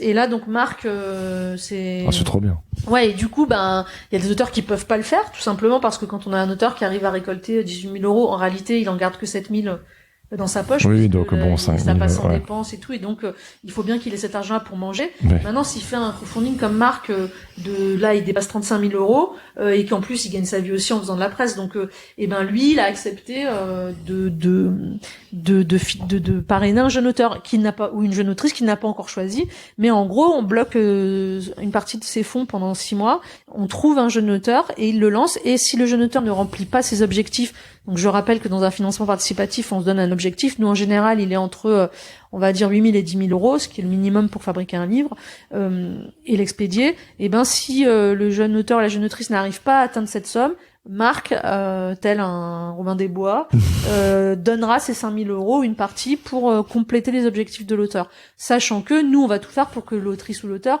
n'ait pas besoin de compléter que s'il atteint ses objectifs, Marc repart avec, j'ai envie de dire, avec sa cagnotte. Ouais. Mais ou éventuellement sponsorise quelqu'un d'autre, mais en tout cas le jeu c'est que si son autrice, si son filleul ou sa filleule remplit ses objectifs, il récupère la donne. C'est juste qu'il prend un risque. Ouais, bien sûr. Et ça change tout, parce que en fait c'est déjà ce qui se fait dans les maisons d'édition. L'argent généré par les bons vendeurs. Ah oui, les gros poissons permet. Mais d'habitude l'auteur il a rien à dire là-dedans, c'est-à-dire qu'il sait pas avec qu'est-ce qu'on va financer avec l'argent qu'il a généré. Là, vous redonnez le pouvoir aux auteurs. Là, c'est l'auteur qui choisit qui il a envie de soutenir. Voilà. C'est beau. Et on a misé on a fait de pari que les auteurs voudraient le faire. Et il y aura pas énormément, je veux dire, par an, on va pas avoir tous les auteurs qui vont faire des crowdfunding de fou. En général, là, on est hyper contents. On est tous dans entre 18 000 et 30 000 € de crowdfunding, donc ce qui est déjà super. Mais c'est rare, je pense, des auteurs qui vont dépasser les 30 000 et 35 000, ça va être rare. Mais s'il y en a 2-3 par an, ça veut dire qu'on peut lancer par an 2-3 jeunes auteurs. Oui. Et du coup, moi j'ai envie de dire, on remplit aussi un contrat qui est que ça profite aussi aux jeunes et aux gens qui démarrent, qu'on se retrouve pas dans une structure qui ne profite qu'aux gens qui ont déjà une notoriété ou en tout cas une assise. Et ça, c'était un peu je trouve la fragilité de notre projet, et je trouve que là, avec cette façon de faire, on a trouvé une solution qui est c'est un cercle vertueux. C'est un pari, c'est un risque, mais c'est un cercle vertueux. Après, on risque l'auteur, ce qui risque, l'auteur cède ses droits très peu de temps chez Exemplaire. Il est cède 2 ans. Okay. Si il réimprime, il est cède 4 ans. Ça va de 2 à 4 ans. Ensuite, c'est tacitement reconduit. On lui rend pas tous ses droits au bout de 2 ans, mais s'il souhaite récupérer ses droits et vendre son livre ailleurs et tout, il le fait. Nous, chez Exemplaire, on est parti du principe que on était contre l'idée de récupérer les droits jusqu'à 70 ans après la mort du descendant direct, un truc un peu affreux. Ouais. Nous, on a décidé ça. On a décidé aussi qu'on ne prenait aucun droit sur rien à part le numérique, parce que c'était pour pouvoir continuer d'avoir cette répartition des droits vertueuse. Il fallait qu'on ait le droit numérique. Mais en gros, évidemment, l'auteur ne nous cède pas les droits du visuel, ne nous cède pas les droits étrangers. Nous, on ne prend les droits que pour la langue française et que pour une durée limitée, à part si l'auteur souhaite continuer à travailler avec nous. Et pour les droits étrangers, on est en contact avec une chargée de droit, une agente chargée de droit à l'étranger, et qui peut se mettre directement en contact avec nos auteurs et négocier avec eux. Mais parce que normalement, un éditeur prend la moitié. En gros, si c'est l'éditeur qui cède les droits en Espagne, qui sont en général en plus des avances pas très fortes, il prend quand même la moitié pour lui, la moitié ça va à l'auteur, puis il y a une partie qui va à l'agent. Mmh. Mais là, dans notre système, l'agent prend, je sais pas, 15 ou 20%, c'est quand même pas mal, mais parce qu'elle démarche. Mais le reste va à l'auteur. Nous, on touche rien en tant qu'exemplaire. On prend vraiment ce dont on a besoin pour pouvoir faire fonctionner la structure de manière optimale, sachant que mon associé et moi, donc si je dois reprendre, alors je suis désolée, j'ai fait une grosse digression, mais si je dois reprendre l'histoire du début, quand je me suis dit tiens, ce serait bien qu'on monte une structure, il faudrait une plateforme et tout. Il se trouve que au rez-de-chaussée de chez moi, il y avait des locataires qui se sont installés il y a en même temps que nous quasiment, dont lui est ingénieur en informatique. Et cette personne-là, donc Antoine, est devenu un ami, c'est devenu un copain, c'est quelqu'un que j'apprécie énormément, et et qui a travaillé du coup plusieurs mois dans mon atelier parce qu'il cherchait un endroit pour bosser. Donc on a fait connaissance, c'est quelqu'un que j'aimais bien. Et quand j'ai voulu monter ce projet, je me suis dit je vais lui demander à lui puisque il est ingénieur en informatique et tout ça. Et je suis tombée à un moment de sa vie où il en avait marre de faire ça et où il avait fait une formation pour devenir menuisier. Ah oui. Puis il avait réalisé qu'on était à Marseille, qu'il n'y avait pas tellement de bois. En fait, on n'est quand même pas une région de bois, qu'il devait aller dans un endroit assez loin de chez lui. Enfin, c'était compliqué. Du coup, il avait accepté un boulot, comme il a quand même un poste assez demandé. Il a trouvé très vite un boulot, c'était dans l'eau de Marseille, aux eaux de Marseille, qui l'ennuyait un peu. Et moi, je lui ai dit, voilà... est-ce que ça te dit qu'on monte une maison d'édition ensemble où il y aurait une plateforme numérique qui ferait du financement participatif? Est-ce que tu te sens capable de faire ça? Il me dit ouais. Allez, et c'est parti. Donc on a fait pour commencer un crowdfunding et on a réussi et voilà et lui il m'a dit oui tout de suite. Alors que on avait tout calculé, on avait bien vu qu'on gagnerait pas des milliers et des cents, surtout pas au début, parce qu'on voulait prendre très peu pour pas justement le faire au détriment des auteurs. Et par ailleurs, j'ai appelé des auteurs autour de moi, ceux qui avaient des bonnes communautés internet, ça a été vraiment des appels un peu aléatoires entre les gens que je connaissais, les gens dont je me suis dit ça pourrait coller avec le projet, et j'ai eu 10 auteurs qui ont répondu présent, dont certains je pensais vraiment, j'ai demandé pour faire genre Anouk Ricard, je me suis dit elle va jamais dire oui, ça va dire c'est quoi ce projet. Et en fait j'appelle Anouk et là elle me dit mais si, mais moi j'ai un projet dont que j'ai envie de faire depuis longtemps, puis je me m'étais même dit position de l'auto-éditer, et en fait je me suis rendu compte qu'autant il y a 15 ans j'en avais parlé de ce projet, j'avais déjà ça fait déjà 15 ans que c'est dans les tuyaux. Une idée comme ça. Ouais. Et les gens me riaient au nez. Je me rappelle de Boulet qui m'avait dit, mais enfin Lisa, moi, c'est pas mon job d'auto-éditer un livre, parce que c'était à partir du moment où il y a eu les blogs BD, je disais, mais vous trouvez pas qu'on vendrait beaucoup mieux à vendre directement avec notre site et tout ça? Et puis c'était pas du tout le moment. Les auteurs avaient pas du tout envie de se lancer dans des trucs qu'ils trouvaient compliqués. Et là, ça paraît compliqué, mais ouais, mais en fait là, comme on est en fait au fur et à mesure des mois, on a trouvé des solutions pour délester l'auteur d'un maximum de charges. Il a quand même plus de boulot que s'il le faisait tout seul, mais que s'il le faisait chez un éditeur. Mais en gros, donc cet auteur, ces 10 auteurs ont suivi. Et là, d'autres dont je pense pas que ce soit un secret, mais Boulet par exemple a annoncé qu'il voulait faire un bouquin avec nous. Donc on a, moi j'ai réussi. Alors j'ai beaucoup travaillé au corps Théo parce qu'il était un petit peu frileux. Théo Grosjean. Ouais, parce qu'il avait énormément de travail et mais je lui ai dit non, mais tu viens. On s'occupe de toi, c'est bon. Oui, puis je lui ai dit, c'est pas parce que tu te mets dans le crowdfunding des 100 000 de l'argent qu'on va récolter pour monter la boîte que tu vas le faire ton livre tout de suite. Tu auras pas besoin de le faire avant 2 ans. Donc il a fait bon, d'accord. J'étais trop contente parce que d'abord j'adore son travail. Et ensuite il était le profil parfait pour participer à ce projet. Et donc 10 auteurs se sont alliés à moi et tous ensemble on a fait une demande de crowdfunding et on a eu 100 000 euros. Ouais. Et donc avec ces 100 000 euros, on a pu créer la plateforme de financement participatif maison d'édition pour un prix beaucoup plus bas puisque c'est pas Ulule en fait. Ah non, on a fait Ulule pour avoir les 100 000 euros. Et puis derrière maintenant c'est complètement indépendant. Voilà, derrière on a créé et en plus Ulule ont été quand même super fair play parce que quelque part on crée une maison d'édition, mais c'était clair que ça allait être un petit peu une plateforme aussi de financement participatif. Et ils ont été adorables, ils nous ont vraiment bien épaulés sur ce coup-là, ils nous ont même proposé un partenariat après, mais on leur a dit voilà, nous pour l'instant on préfère on préfère être complètement autonome.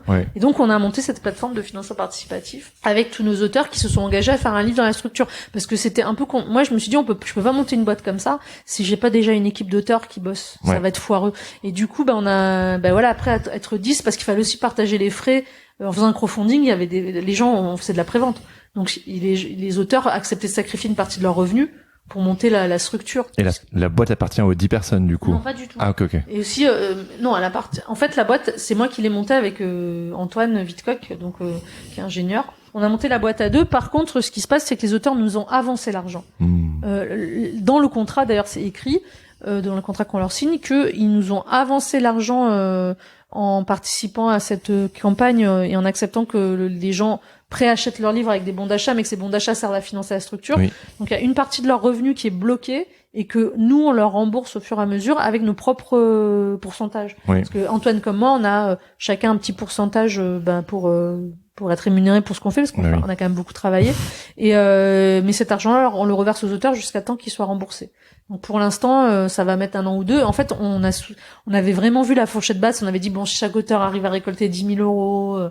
Et en fait, il se trouve que tout le monde récolte plus, donc on va pouvoir rembourser nos auteurs plus vite que prévu.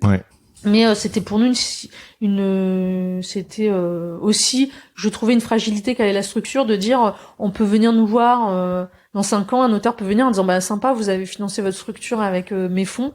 Donc ça on voulait pas que ça arrive, mais on voulait pas non plus être 10 parce qu'en fait 10 à créer une boîte, c'est très compliqué. Ah oui, bah oui, j'imagine. Et pour ce projet, moi je me sentais quand même assez solide.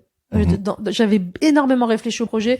Antoine, il était hyper compétent et on savait que tous les deux on arriverait en étant que deux à faire, et on a travaillé quand même avec des graphistes professionnels, avec des intégrateurs, on a bossé avec toute une équipe, déjà il y avait beaucoup de gens, on s'est dit si en plus on doit décider tout à 10, ça va être l'enfer. Ah ouais, non, donc le projet, on a monté la boîte à 2, mais par contre très vite tous les auteurs qui travaillent avec nous, on est vraiment dans un fonctionnement aussi sociocratique, dans un fonctionnement tout à fait collectif, où par exemple quand une nouvelle personne entre dans la structure, on décide tous ensemble de avec qui on voudrait travailler, on a un comité de lecture, il y a aussi plusieurs personnes qui sont intéressées, par exemple Sandrine Deloffre, Garage de l'offre, elle fait la com par exemple de la boîte, elle touche un pourcentage sur chaque bouquin pour faire notre com, donc elle anime tous les réseaux sociaux. Il y a une autre éditrice, Marion Amirgagnan, qui elle suit d'ailleurs la jeune autrice et aussi nous donne du conseil. Il y a Cyrielle Si qui fait partie du comité de lecture, même si elle fait pas de bouquins chez nous. Donc en gros on a vraiment un fonctionnement hyper collectif, sachant que et ça, je tiens aussi à le dire, on n'est pas fermé à intégrer des personnes à notre capital, et de toute façon, le capital, il est de 1 000 €, donc ça va. C'est qu'on n'a pas de problème à l'idée d'intégrer des gens, mais on veut des gens qui ont vraiment envie d'être là pour rester. Pour l'instant, les auteurs qu'on a, ils sont là pour l'instant. Ils sont déjà partis dans d'autres projets. Ils ont par exemple pas forcément l'objectif de faire tous leurs livres chez nous. Oui, bien sûr. Ouais. Ils ont une vie ailleurs et je l'entends. Donc c'est super qu'ils aient un pouvoir décisionnel et qu'on fasse ça tous ensemble le temps qu'ils sont investis dans la structure. Demain ils s'en vont, ils sont aussi libres de s'en aller. Oui. Et on voulait pas diviser.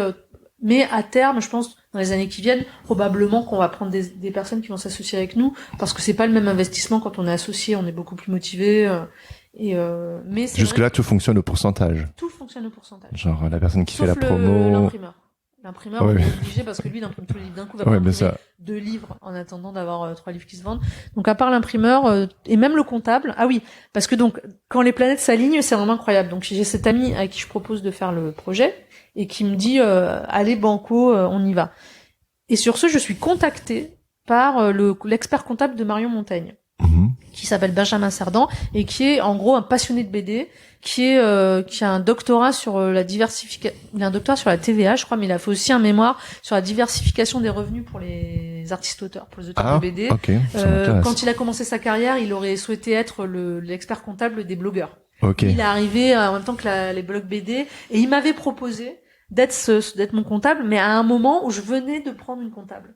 Donc j'avais dit que je suis désolée, je viens de prendre comptable. Et en plus cette expert comptable, elle me connaît, elle sait que j'ai vraiment un problème avec l'administratif. Et puis je bosse avec elle depuis des années, puis j'avais pas envie de changer. Mais par contre, lui, il a dit, quand je me suis auto-édité, en fait, il a repris contact avec moi. Et là, il m'a parlé d'une structure qu'il avait lui-même créée pour aider les auteurs qui voulaient diversifier leurs revenus. Parce que pour la petite histoire, jusqu'à il y a peut-être il y a un peu moins d'un an ou un an, l'auteur qui s'auto-éditait devenait éditeur. Et donc ça lui faisait des problèmes au niveau de la déclaration de ses revenus, ça lui faisait des frais supplémentaires.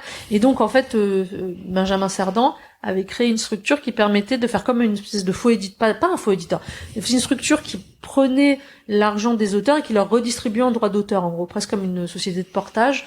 Mais c'était un système pour permettre à l'auteur d'avoir sa compta gérée et de lui être payé qu'en droit d'auteur et du coup de pas changer de statut. Sauf qu'entre-temps, cette loi a changé. Maintenant, si on s'auto-édite, on reste auteur, on devient pas éditeur. Ok.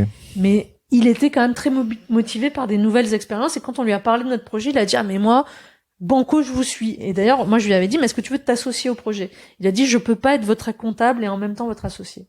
Donc il est resté hors de l'association parce que moi j'aurais été l'idéal d'être associé avec lui. Oui. Mais c'est pas possible et en fait je comprends parce que on peut pas être le comptable et ça fait vraiment je pense c'est trop partie prenante. Oui. Je pense qu'il y a conflit d'intérêts. Mais par contre, il a accepté de fonctionner avec notre fonctionnement à dire je suis d'accord pour être payé au pourcentage. Et donc sur le pourcentage de tous les livres qui sont payés par mois ou ouais, de tous les livres qui sont vendus, il y a une somme. Et cette somme-là, il prend un pourcentage. Mais il a dit, moi, mon idée, c'est pas de me gaver, c'est que plus vous allez faire de livres, moins mon pourcentage va être élevé. Et quand il a vu la première année, il a vu le crowdfunding qu'on a fait, il a dit laissez tomber, je suis rentré dans mes frais, c'est bon. Il a dit en plus, ça fait venir des nouveaux clients.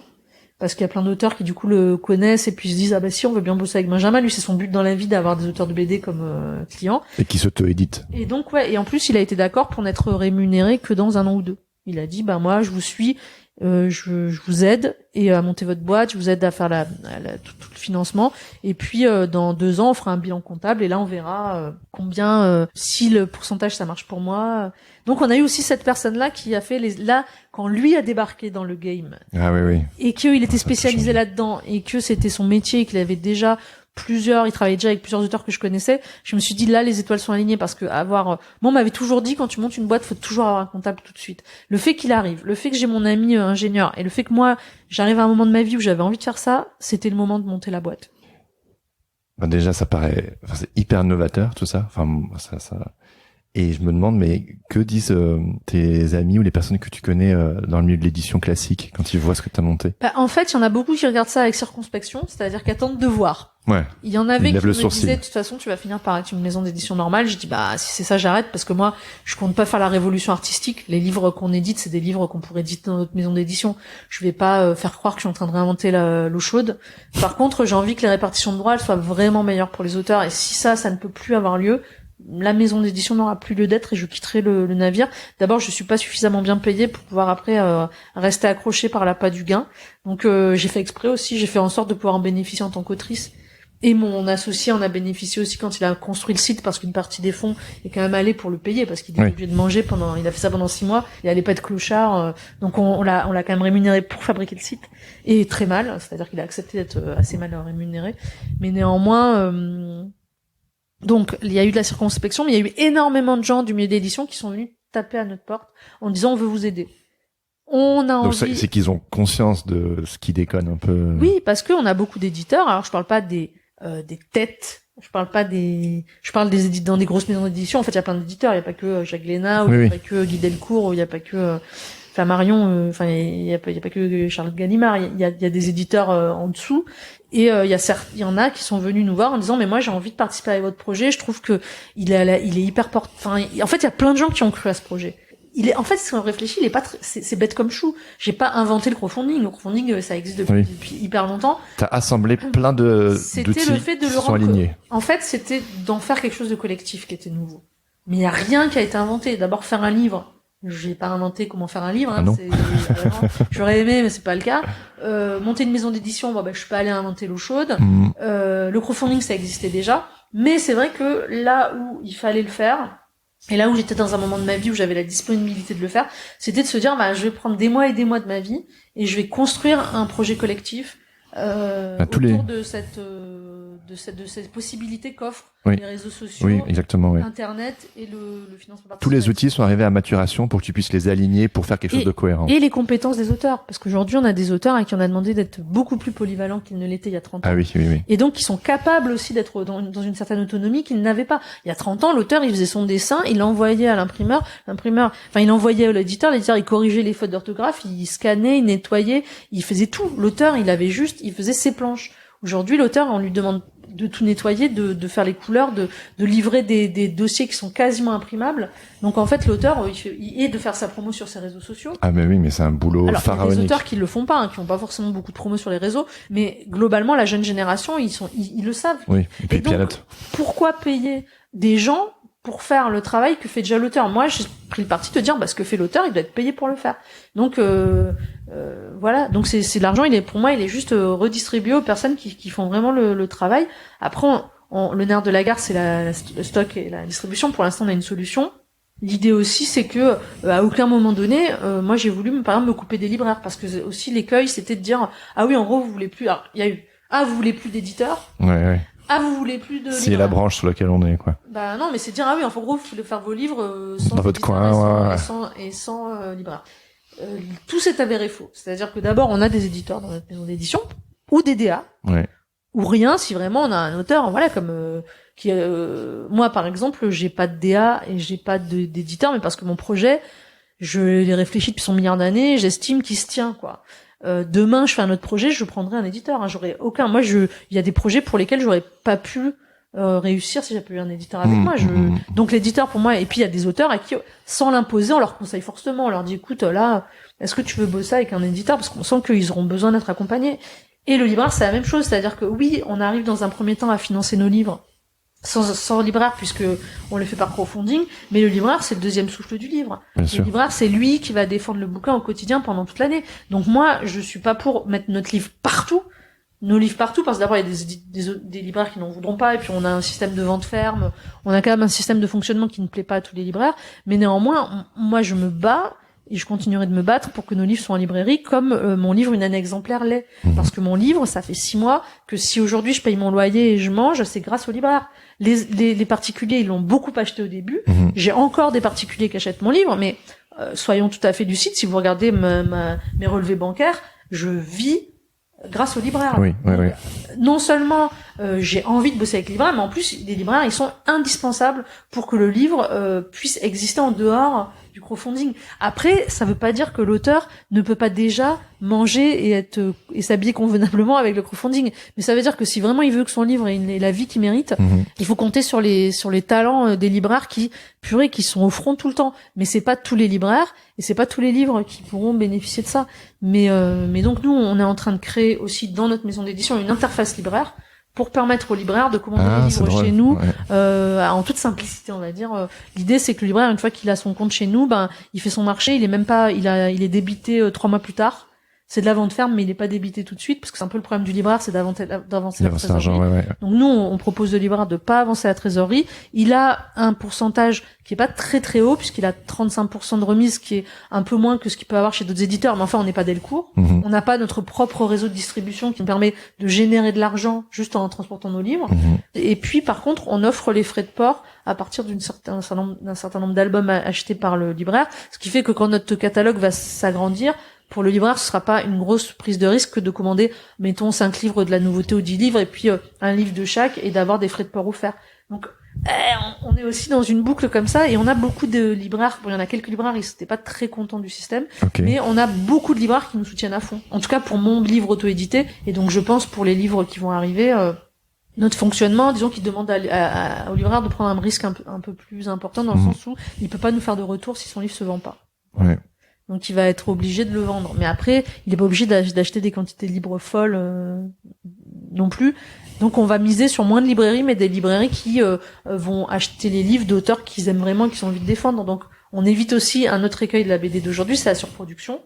Et c'est la mise au pilon, et c'est ces librairies qui prennent 50 bouquins, qui en renvoient 30, ces stocks dont on sait pas où ils sont, et puis surtout nous, on évite vraiment la surproduction. On n'imprime pas des grosses quantités et on réimprime au besoin, mais on est aussi dans cette envie de pas être obligé de mettre un bouquin au pilon, et aussi de savoir que quand il est commandé par un libraire, il va être vendu. Il va pas servir de cale-porte, ou il va pas être dans un coin prendre la poussière jusqu'au jour où le libraire va en avoir marre, il va le renvoyer. Donc voilà, c'est une autre économie, mais on peut se le permettre parce que l'auteur fait quand même une grosse partie de bénéfices au moment du financement participatif. Donc le libraire, c'est un partenaire, mais on n'est plus dans la même dépendance au libraire qu'on ne l'est chez un éditeur classique, ce qui fait que on peut travailler main dans la main avec les libraires qui sont vraiment motivés pour bosser avec nous, mais c'est pas un drame si des libraires nous disent non, en fait votre système il nous plaît pas, et on veut pas vous suivre, et on dira c'est pas grave, voilà. Mais on va, par contre, je fais un gros truc dessus parce que pour moi c'est ultra important ce truc-là, et ce serait important que ce soit dans le podcast parce que je vois trop aussi la tentation de dire on fait du crowdfunding, en fait on n'a plus rien à foutre de tous les autres, ce qui est absolument pas le cas. Moi c'est l'équilibre des rapports de force qui est important pour moi. C'est pas de dire que un morceau de la chaîne du livre n'est pas nécessaire. Il se trouve que ma sœur fait distributeur, mais néanmoins il y a un distributeur. Il se trouve que c'est ma sœur, mais il y en a un. On n'est pas en train de dire qu'on en a plus besoin. Et c'est pareil pour les éditeurs. On a des accompagnateurs éditoriaux, on les appelle comme ça. On les appelle pas éditeurs, on les appelle accompagnateurs éditoriaux, qui sont présents, et des DA pour certains livres. On n'est pas. Moi, je pense que tout le monde est important. Simplement, faut voir. C'est un scandale que ce soit l'auteur, alors que sans auteur il n'y aurait pas de livre, que ce soit l'auteur qui cède tous ses droits, qui cède ses droits audiovisuels, qui cède ses droits dérivés, qui cède ses droits à l'étranger, qui cède ses droits sur 70 ans après sa mort, qui touche des droits merdiques et de plus en plus merdiques, des avances honteuses parfois, que ce soit lui qui doive supporter qui soit la variable d'ajustement de la chaîne du livre. Ça, c'est insupportable. Et moi, c'est ce contre quoi je me bats. Et il y a d'autres auteurs qui se battent à leur manière pour lutter contre ça. Quand on a les AAA, donc les artistes auteurs en action, quand on a des gens qui se fédèrent et qui s'allient pour essayer de demander un statut digne de ce nom pour l'auteur de BD, l'autrice de BD, moi je les soutiens à fond. Mais après, je pense que c'est pas incompatible avec une initiative dans le genre de celle qu'on a lancée avec les autres auteurs. Ouais. Je pense que tout est ça. Moi je crois à la convergence des luttes aussi, et je pense que notre système il n'est pas là pour se faire au détriment d'autres luttes, et il est pas là pour casser les pieds aux éditeurs. Il est là pour dire vous nous dites qu'il n'y a pas de solution, bah regardez, on propose un autre système, et on espère qu'il va marcher, oui, parce qu'on espère que demain, notre auteur de BD sera pas obligé de faire 1 milliard d'interventions en milieu scolaire, il sera pas obligé de faire un autre travail en plus de son boulot de BD, qui pourtant est un boulot à plein temps, parce que la bande dessinée, c'est quelque part une vocation de moine copiste, parce que c'est un métier quand même très exigeant, et qui demande énormément d'investissement personnel, et qui est un métier qui est pas évident à mener de bout en bout, et qui est très gratifiant, mais qui est un métier qui mérite le nom de métier, quoi, qui prend tout du temps, qui prend du stress. On n'est pas salarié, donc on a toujours l'angoisse du lendemain. Et moi, je trouve que ces gens-là, c'est normal qu'ils puissent se consacrer qu'à leur boulot, quoi, et que ils aient pas à avoir une angoisse de comment ils vont payer leur loyer, alors là même que il y a des gens qui sabrent le champagne en fin d'année parce que la maison d'édition a fait 15% de bénéfices en plus, quoi. Et malgré le Covid. Donc moi et que ça ruisselle pas, et le ruissellement, ça ruisselle toujours vers le haut. Il y a les lois de la physique, ça s'applique pas pour je suis désolée, le ruissellement, ça s'applique pas pour les riches. Le ruissellement, ça va toujours de bas en haut, hein. Moi je l'ai jamais vu redescendre sur les travailleurs, et là c'est ce que tu essaies de rééquilibrer. Là je prétends pas qu'on va y arriver, enfin j'espère, et j'y crois, sinon je ne le sais pas. Oui. Et je prétends pas dire qu'on va changer la face du monde, mais moi là pour l'instant, il n'y a pas d'actionnaires dans notre boîte, et personne se fait plein de sous sur le dos des autres, quoi. Personne, tout l'argent il est redistribué aux gens qui en ont besoin, aux gens qui travaillent, et j'espère de manière représentative de leur investissement. Et d'ailleurs, dans 1 an, on va faire un bilan, et c'est écrit aussi dans la charte qu'on signe.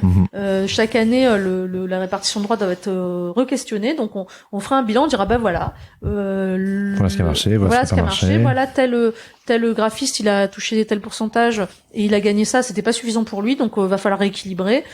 Et en fait, on a demandé à tout le monde d'avoir cette patience-là, d'accepter qu'on cherche. Donc il peut y avoir des bonnes surprises, il peut y avoir des surprises moins bonnes, mais que surtout personne ne ressorte de l'expérience en disant je me suis bien fait avoir, quoi. Ça, ce serait pour moi un échec. Donc j'ai dit à tout le monde, les gars, si à la fin de l'année vous avez pas assez gagné, je parle beaucoup des graphistes parce que ça, c'est eux qui ils touchent pas un très gros pourcentage, et ça marche, ils pourront toucher assez à la condition que le livre fonctionne. Donc moi je suis la première à dire, mais si l'auteur doit encore céder 2% ou 3% de ce qu'il gagne pour que une tierce partie gagne plus, on le fera. Oui, bien sûr. L'idée, c'est qu'on soit vraiment tous bien à la fin, quoi. Wow. Voilà. J'ai vraiment l'impression, en t'écoutant, que vous ouvrez un nouveau chemin avec cette initiative. Et j'ai l'impression, vu l'énergie, la passion et tout ce qui est dégagé, ça va sûrement faire des petits. Il y a peut-être d'autres initiatives, des personnes qui vont être inspirées. Ouais, alors nous, notre idée, à terme, c'est de créer des labels. C'est-à-dire que nous, on l'a pas encore communiqué à 100% dessus parce qu'on vient à peine d'exister. On a quand même que là, on sort quand même notre premier livre, là. Mais nous, notre idée, c'est de dupliquer le modèle. C'est-à-dire que si demain, un groupe de gens motivés a envie de monter sa maison d'édition, et n'a pas l'argent pour le faire, parce que ça coûte cher de monter une maison d'édition, et a envie de fonctionner sur notre modèle économique, nous, on est open pour dupliquer notre modèle. C'est-à-dire qu'en gros, ce sera le même fonctionnement. Ça serait trop bien. Bah oui, en fait, c'est un groupe de gens qui ont envie de monter une structure éditoriale, ils peuvent venir nous voir, on leur file tous les outils comme les nôtres, ils changent juste, ils auront une URL qui seront la leur, ils changeront toute leur interface, mais par contre, économiquement, ça reste nous. C'est-à-dire que l'argent transite par nous et les répartitions de droits se font sur notre modèle économique. Mais les personnes pourront avoir, je sais pas, si t'as envie de créer une édition qui s'appelle Petit Choupinou, qui parle de je sais pas quoi et de bosser, tu peux le faire chez nous, tu crées ta boîte, simplement, ça fonctionne par financement participatif, et surtout, on fait les mêmes répartitions de droits. Et donc, ça veut dire que la personne qui crée sa maison d'édition n'a pas de dépenses à faire, en fait. Elle doit juste trouver une équipe, des auteurs motivés, et trouver des gens qui pourront avoir une base de lecteurs suffisante pour faire le crowdfunding. Parce que ça, c'est aussi une exigence du projet, c'est que les si tu fais un crowdfunding mais qu'il y a 100 personnes qui achètent ton livre, ça marchera pas. Non, bien sûr. Donc, et ça marche maintenant parce que t'as 20 ans de carrière et tout le réseau que tu as et parce que t'es bien entouré aussi. Ouais, mais après, si on continue... Ou pas que. Oui, bien sûr. Non, mais tout participe. Mais après, il y a des jeunes auteurs là qui vont rentrer dans la boucle et qui ont réussi à faire des beaux crowdfunding. Je parle de Aurélien Fernandez, par exemple. Ouais. C'est un jeune auteur encore. Il a fait 2-3 livres chez Lapin. Et au final, il a fait un beau crowdfunding chez nous. Donc là, on va avoir donc Caro qui débute, qui va faire elle c'est vraiment une tête brûlée, elle va faire son premier livre chez nous. Donc on lance aussi des jeunes. Mais c'est vrai que moi, j'aurais pas pu avoir. Je pense que j'aurais pas pu monter cette boîte sans toute l'expérience que j'ai, parce que si, il y a une légitimité. Aujourd'hui, j'arrive à un âge où j'ai une légitimité dans la profession qui fait que, si je propose à Charles Berberian de faire le fou avec moi et de venir faire un projet avec moi, il va dire oui. Je serais rien à 22 ans, 25 ans, peut-être que tout le monde m'aurait ri. D'ailleurs, j'avais essayé, mais j'étais moi-même pas du tout crédible. Et puis c'était pas le moment. Il y a des moments aussi pour lancer les projets. Je pense que là, c'est le moment où tout le monde en a marre de mal gagner sa vie dans la bande dessinée. Tout le monde lorgne du côté de l'auto-édition et du crowdfunding, et donc c'était le moment d'arriver en disant regardez, on a notre propre plateforme, venez chez nous. Et là donc on a notre programme est fait pour l'année 2021, on a le début 2022 qui est fait aussi. Après il va falloir confirmer le tir, quoi, c'est-à-dire affiner, corriger, et puis que les gens qui ont fait un livre chez nous et peut-être aussi envie d'en refaire un deuxième, et puis que on trouve aussi d'autres gens qui seront intéressés par l'expérience, et donc on a 11 auteurs, il faudrait qu'on ait encore 11 auteurs l'année prochaine ou 20 auteurs pour pouvoir moi de toute façon je fais un livre, j'en referai un autre l'année prochaine. Moi j'ai signé là, mais l'idée c'est aussi que on fait marcher le bouche à oreille, et on a aujourd'hui je pense pas mal de jeunes auteurs qui commencent à se dire ah oui, mais en fait peut-être on ferait mieux de proposer notre projet à exemplaire la prochaine fois plutôt qu'un éditeur qui nous donne 1 000 € d'avance. C'est ça. Après on prend pas tout le monde, heureusement on a un comité de lecture et moi je décide pas toute seule, mais l'idée, c'est aussi de protéger les jeunes auteurs de ces espèces d'arnaques dont ils sont victimes en sortant de l'école. Parce que c'est des gens, parfois, ils ont vraiment des grosses communautés, et puis ils se retrouvent à signer des bouquins avec des droits assez bas, des avances mais ridicules, 800 €, 1 000 € d'avance, c'est rien, quoi. Ouais, c'est clair. Et ils acceptent parce qu'ils sont tellement heureux que quelqu'un les édite, et je me dis, purée, ils seraient tellement mieux chez nous. Ils toucheraient au moins 8 ou 10 000 €, déjà ils toucheraient, rien que pour le crowdfunding, ils toucheraient peut-être au moins 5 ou 6 fois plus que ce qu'ils toucheraient c'est un éditeur normal pour un premier livre. Et puis ils pourraient vraiment actionner leur communauté de lecteurs. Donc voilà, il y a aussi c'est aussi pour ça qu'on veut lancer aussi des jeunes, parce que c'est aussi quand on est jeune qu'on se fait bananer, quoi. Oui. Voilà. Merveilleux. Est-ce que tu auras un petit mot de la fin? Non. Non, j'ai le mot de la fin. Merci de m'avoir invité. Et puis, voilà, j'espère que... Ah, ça va donner la banane à tout le monde, là. Je le sais, la patate, là, les gens vont la voir, là. Ils vont ressortir de là. J'espère que le projet va marcher. Il marche déjà. Donc, on est déjà dans quelque chose qui est... Nous, nos objectifs, pour l'instant, sont remplis, puisque chaque personne qui a fait son crowdfunding, là, on en est au 5e, je crois. Tout le monde a réussi.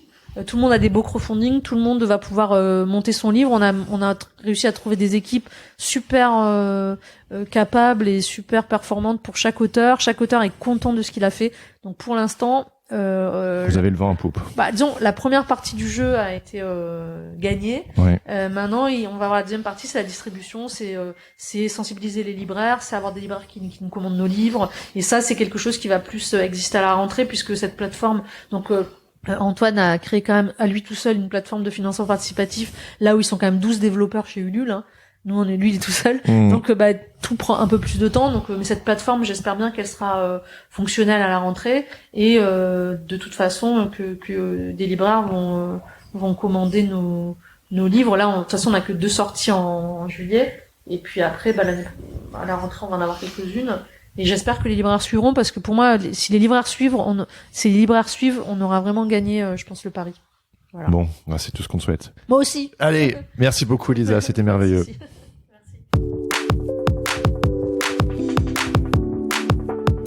C'était ma discussion avec Lisa Mandel, enregistrée à Marseille avec son chat. Merci Lisa pour ton temps, c'était top de découvrir tout ça. Si cet épisode vous a plu, n'hésitez pas à le lui dire en la suivant sur les réseaux sociaux et en lisant ses bandes dessinées, que ce soit sur Instagram ou en livre, Lisa n'est pas avare en contenu. Donc vous aurez largement de quoi vous régaler. Vous pouvez également suivre les éditions exemplaires sur Instagram ou visiter leur site officiel. Et puis, si vous êtes charmé par tout ça, pourquoi ne pas soutenir un projet de votre choix via les différents financements participatifs proposés. Pour sûr, voilà un modèle économique qui en inspirera plus d'un. Et maintenant, il est temps d'écouter le témoignage de Crocuit qui aimerait vous dire 2 mots au sujet du Patate Club. Salut, c'est Crocuit. Je suis illustrateur et je fais partie du Patate Club. Je soutiens financièrement Jérémy sur Patreon parce que j'adore son podcast et que je souhaite le voir continuer. De plus, être membre du Patate Club me permet de profiter pleinement du Discord avec des gens au poil qui m'offrent un vrai support dans ma vie d'illustrateur, mais aussi de figurer sur le site du collectif Patate. Les participations débutent à 2 € par épisode et cela vous donne accès aux enregistrements en avant-première, sans oublier le Patate Club Podcast, un podcast bimensuel et exclusivement accessible pour les Patreons, enregistré en duo avec Laurent Bazar, avec débrief du dernier épisode de Sens Créatif et des sujets abordés sur le Discord, plus les coulisses du podcast. Pour en savoir plus, rendez-vous sur patreon.com/senscreatifpodcast. Sens Créatif, c'est aussi une communauté bienveillante de créatifs qui s'encouragent, s'inspirent et échangent les uns avec les autres, notamment sur la plateforme Discord. Le Discord, c'est un peu comme un atelier rempli de créatifs, toujours là pour s'entraider et partager. Pour rejoindre le Patate Club ou le Discord, retrouvez les liens dans les notes de cet épisode. Si cette interview vous a plu, n'hésitez pas à en parler à vos amis, à mettre un commentaire ainsi que quelques étoiles sur Apple Podcast. C'est le meilleur moyen de faire connaître Sens Créatif. Pour ne plus jamais louper un épisode, pensez également à vous abonner sur vos applications de podcast, à me suivre sur les réseaux sociaux ou à rejoindre ma newsletter. Vous trouverez toutes les infos ainsi que les notes de chaque épisode sur senscreatif.fr. Je termine en remerciant mon ami Adrien Guy pour l'habillage sonore de ce podcast. Allez tous jeter un œil sur ses réseaux sociaux @AdrienGuy_Music ou écouter ses morceaux sur sa page SoundCloud. Sur ce, je vous donne rendez-vous dans 2 semaines pour un nouvel épisode. En attendant, bonne reprise et surtout, mangez des crêpes. Ciao ciao.